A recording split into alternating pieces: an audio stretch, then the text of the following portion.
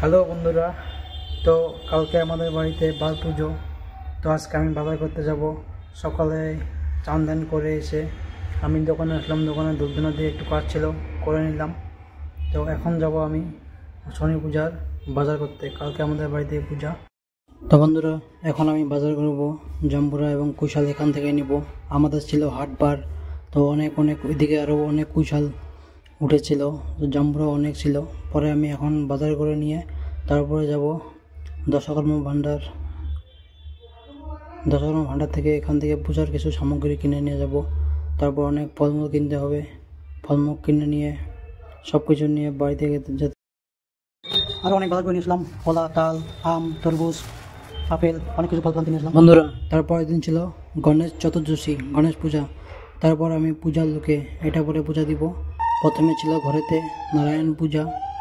তো নারায়ণ পূজা আমাদের শুরু হয়ে গেল। তারপর হবে বাইরে বার পুজো, মানে শনি পুজো। এখান থেকে শেষ করে তারপর আমরা বাইরে যাব শনি পুজো করতে। প্রথমে নারায়ণ পূজা ছিল। শনি পূজা করতে করতে আমাদের সন্ধ্যা হয়ে গেছিলো। সন্ধ্যা সাতটার দিকে শেষ হয়ে গেছিলো পূজা। অনেকটা দেরি হয়ে গেছিলো।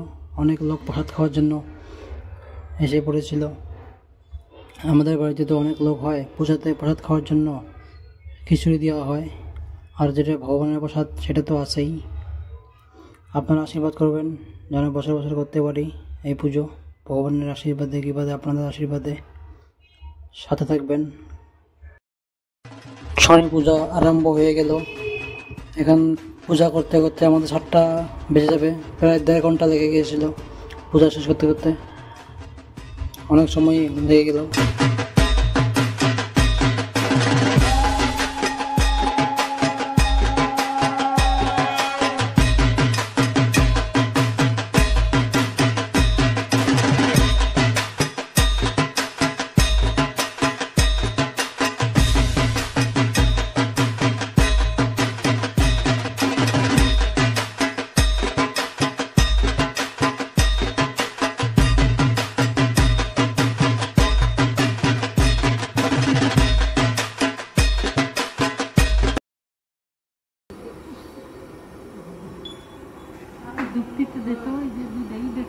ओम एते गंधे पुष्पे ओम एते दों भुज्जाय नमः ओम एते गंधे पुष्पे ओम भुज्जाय नमः ओम एते गंधे पुष्पे ओम नभुज्जाय नमः ओम एते गंधे पुष्पे।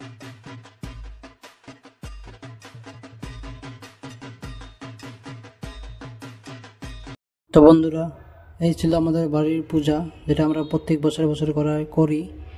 শনি মহারাজের আশীর্বাদে, নারায়ণের আশীর্বাদে বছর বছর করা হয়। তো আপনারা ভালো লাগলে অবশ্যই লাইক করবেন এবং সাবস্ক্রাইব করবেন।